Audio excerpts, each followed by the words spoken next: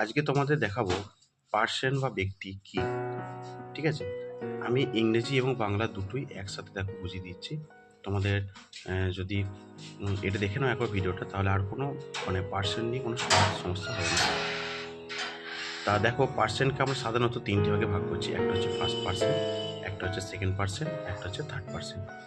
যেটা আমরা ইংরেজিতে ফার্স্ট পার্সন বলি সেটাকে আমরা বাংলায় বলি উত্তম পুরুষ, আর যেটা সেকেন্ড পার্সন বলি সেটাকে আমরা বাংলায় বলি মধ্যম পুরুষ, আর যেটা আমরা থার্ড পার্সন বলি সেটাকে আমরা বলি প্রথম পুরুষ। ক্লিয়ার? আমি আবার বলছি, ফার্স্ট পার্সনকে আমরা বলি উত্তম পুরুষ, সেকেন্ড পার্সনকে বলি মধ্যম পুরুষ, আর থার্ড পার্সনকে বলি আমরা প্রথম পুরুষ। ঠিক আছে, এবার দেখো আমি একটা মজা করে একটু লিখে রেখেছি। দেখো, আমি উত্তম কুমার, আমি উত্তম কুমার।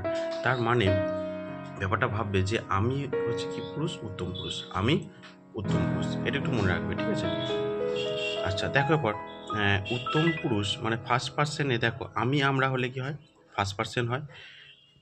যখন কোনো বাক্যের মধ্যে আমি বা আমরা থাকবে, ঠিক আছে, সেগুলো কি তোমার সব ফার্স্ট পার্সন। ঠিক আছে, যখন কোনো বাক্য বা সেন্টেন্সের মধ্যে তোমার সেকেন্ড পার্সন বলতে কি বলো তো, তুমি তোমরা যদি থাকে, কোনো বাক্য বা সেন্টেন্সে যদি তুমি তোমরা থাকে, তাহলে সেগুলোকে আমরা কি বলবো বলো তো, সেকেন্ড পার্সন, বা বাংলাতে বলবো আমরা মধ্যম পুরুষ।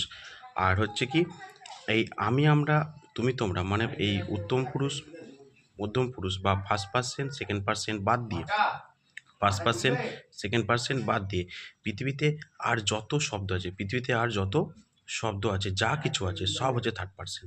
আবার বলছি, রিপিট করছি, ফার্স্ট পার্সন সেকেন্ড পার্সন বাদ দিয়ে যা আছে সব থার্ড পার্সন। ওই জন্য লিখে রেখেছি বাদ বাকি সব হচ্ছে থার্ড পার্সন। ঠিক আছে, দেখো সে, হি মানে সে, আর সি মানে সে। হিটা তোমার মানে পুংলিঙ্গে, আর সিটা হয় স্ত্রীলিঙ্গে ব্যবহৃত হয়।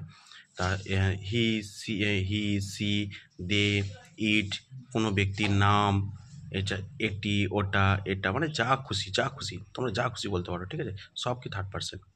আশা করি তোমাদের ভিডিওটা ভালো লেগেছে। যদি ভিডিওটা ভালো লাগে তাহলে লাইক, কমেন্ট এবং শেয়ার করে দেবে। ঠিক আছে, আবার পরবর্তী ভিডিও আবার দেখা হবে।